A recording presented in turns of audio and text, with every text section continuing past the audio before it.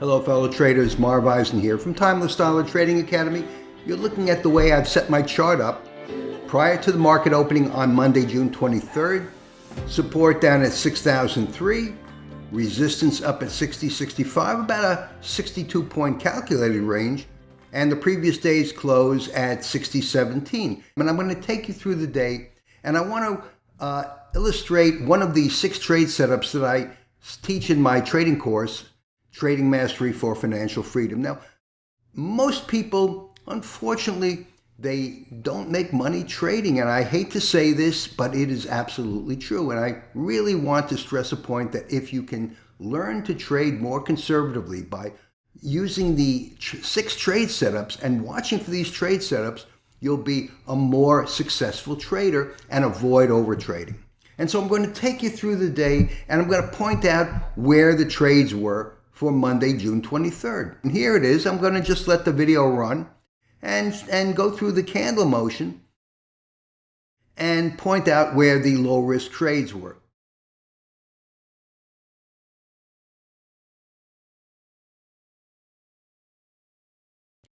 Prices moved up, then moved toward the middle of the trading zone for the day, basically hit the equilibrium point, the previous day's close, then moved up to the resistance level, 60.65 of the calculated trading zone. No mystery there, right?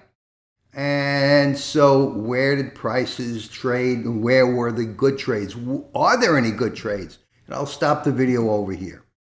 Okay, so where were the good trades? Now, was there a gap trade? Well, there was a gap trade. Prices opened right at 6,025, and the gap, the previous close, was 60.17. So an 8-point possible gap trade, 8 points. But notice that the gap closed within 3 minutes of the market open. Not a good trade because there's no way to really judge this, no way to get a sense of where the market is going to go. And so the market closed the gap, and then they began their move upward. So is there a trade here? Well, maybe. Okay, you see this hammer over here right at the previous day's close, right at the gap? That could be an indication that prices are going to move up. So that is one trade, and this is typical of the hammer, GST TMC, the candlestick trade, and C stands for candlestick. And one of the most telltale candlestick signs is the hammer, but not every hammer is equal. And so I'm going to point out this hammer right at the previous day's close at 60.17. Not really a good indication that prices are going to reverse and go up, although it is an indication. So where else were the good trades? Well, prices moved up to 60.56 and then started moving down and then tested that high again at about 11.15 and didn't take out the high. So it could be an indication that prices were going to decline. But again, there's some risk in this trade because prices made a high of 60.58, tested it at 60.52.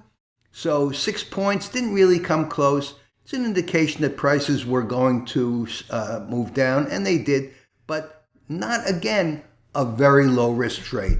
So where is the low risk trade? And I'm going to tell you it is right over here. Do you see this hammer? And as I've said, as I teach in my course, the candlestick trade, the hammer is the most distinctive candlestick that you can see. And it depends on the shape of the hammer and where it is in relation to the prices prior to it.